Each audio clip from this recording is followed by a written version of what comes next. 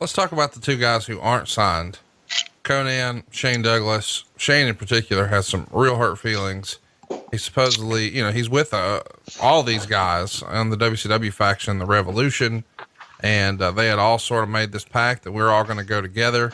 The rumor and innuendo was some of these guys who hadn't been to the company felt like maybe Shane had a little bit of stink on him, and he may actually hurt their leverage and ability to get a deal if they really do try to stick together, to the point that they all make plans to go to Connecticut and don't tell Shane.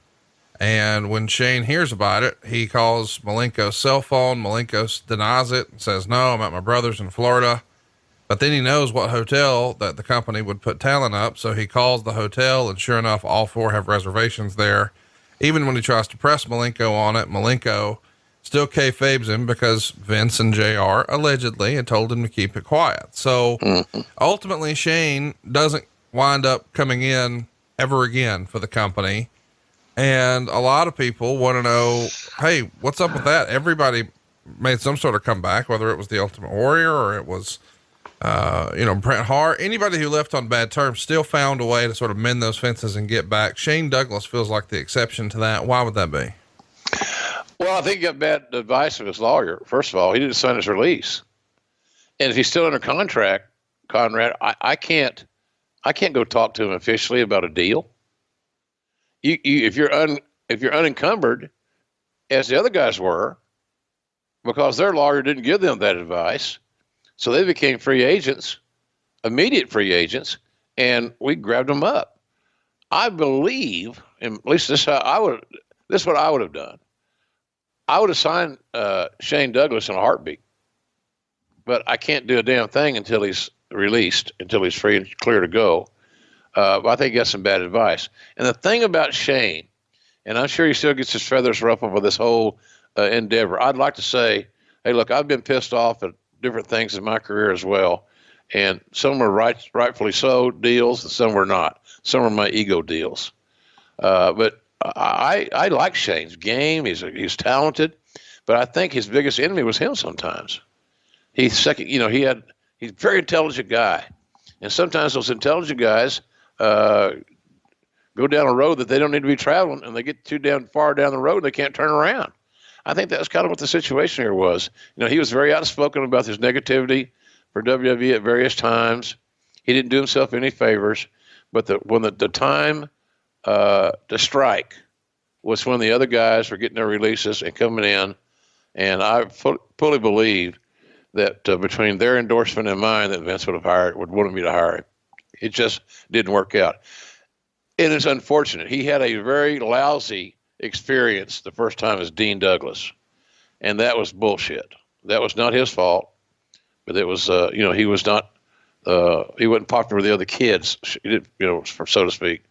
But I feel badly about that situation, but, time goes on and you got to move on, and hopefully he's moved on with this situation. I've seen him a few places since then, obviously. Well, always cordial. He's a nice guy. He's from Jan's hometown of Pittsburgh. He's got that Pittsburgh wrestling background, the great Bruno Sammartino established for all those dudes, Dominic DiNucci and all those cats. So he's just, I don't know, man. It was a bad timing, and he got on the wrong side of the wrong people. Those people were not me. I can promise you that. What about Konnan? Konnan's a guy who these days, it feels like he has 42 jobs. He works with every pro wrestling promotion under the sun, except WWE. He had a brief little run there a long time prior to this, but never pops up again. Why do you think that is? I think his first run was considered less than successful. And sometimes when creative makes a miscue, they blame it on the talent. And I think Charles Konnan, Carlos, great friend of mine, was kind of subjected to that. Carlos has got a great mind.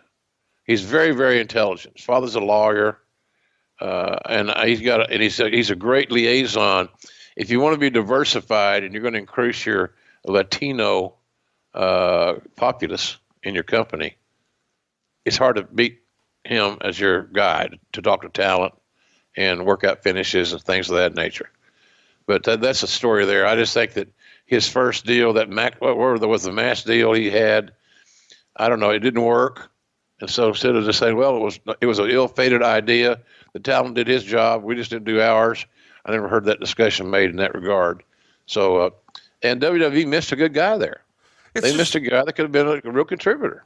It feels weird that he's never even been back to work behind the scenes. I mean, you guys gave shit gimmicks to guys like Glenn Jacobs that, didn't get over, but he still had an opportunity to come back and try something different. And eventually it hit. And clearly that happened for Konnan, in WCW, where he had a much different presentation than Max Moon or whatever silliness was tried with Titan. But behind the scenes, to your point, if he is this well-respected, great mind for the biz, it feels like, man, there would have been a spot for him somewhere. Do you think he just wasn't a WWE type guy? It just wasn't. Maybe polished. But that's the thing about it. Until you get to know the guy, you don't realize just how intelligent that he is. And I don't think anybody took the time to get to know Charles. I'd give him about 3 names here. His real name is Charles. Sure. I call him Carlos. He told me on the cruise last year, my friends call me Carlos JR. I said, okay, Carlos. We bonded right there. I'm his friend now. He's my friend. And I am very proud of that friendship. But he has a lot to offer any company, because not so much in the ring anymore. Sure. But his mind. He's a play caller, and he can help call good plays and help make stars better, all stars. But certainly he can communicate best with many of the young Latino stars, because many of them grew up idolizing him. That's like these kids at Adam Cole, those guys at NXT. Those guys talk about how great it is to have Shawn Michaels around. Guess why? He's a great teacher, and they grew up idolizing him. Right. So he doesn't have to convince them that what he's telling them is the right thing to do. They know it's the right thing to do because they've seen him do it and execute it and be successful. So the same thing holds true for Konnan and his luchador friends. Hey, it's Conrad Thompson. Thanks for checking out the podcast here on YouTube. Be sure to hit the subscribe button and the notifications bell so you get a notice anytime we upload some new content. And go save yourself some money right now. If you're in a 30-year loan or you have credit card debt, it's not a matter of if I can save you money. It's a matter of how much. Find out right now for free at SaveWithConrad.com.